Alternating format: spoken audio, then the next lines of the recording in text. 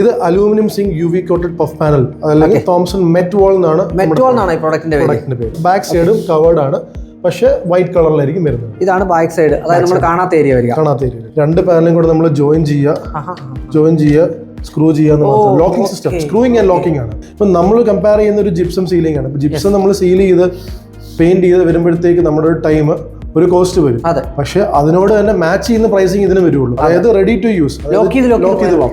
എക്സ്റ്റീരിയറിൽ നമുക്ക് ചൂട് വരുന്ന ഭാഗം, ഇത് നമുക്ക് ഏറ്റവും ഇപ്പോഴത്തെ നമ്മുടെ നാട്ടിൽ ആണെങ്കിൽ നമ്മളിപ്പോ ഒരു വീട്ടില് റെസിഡൻഷ്യൽ ഒരു ഹോം വീട്ടിലേക്ക് പോവുകയാണെങ്കിൽ ടെറസ്, നമ്മൾ ടെറസ് റൂഫ് ചെയ്ത് കഴിഞ്ഞിട്ട് അതിനകത്ത് നമുക്കൊരു പാർട്ടീഷൻ പോലെ ചെയ്യണമെങ്കിൽ നമുക്ക് സീലിംഗ് ചെയ്യാൻ പറ്റും.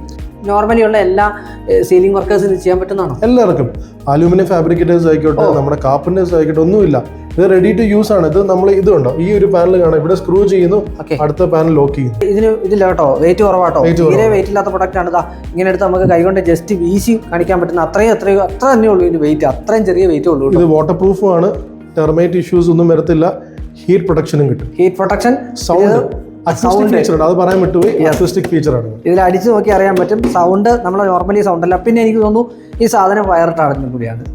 കാര്യം അകത്ത് വരുന്ന സാധനം പഫ് ആയതുകൊണ്ട് തന്നെ ചൂട്, നമ്മളിപ്പം ചൂടാണല്ലോ എല്ലാവരും ഫേസ് ചെയ്യുന്ന മെയിൻ കൺസേൺ. ചൂട് നമുക്ക് ഭയങ്കരമായിട്ട് കുറയ്ക്കുന്നു.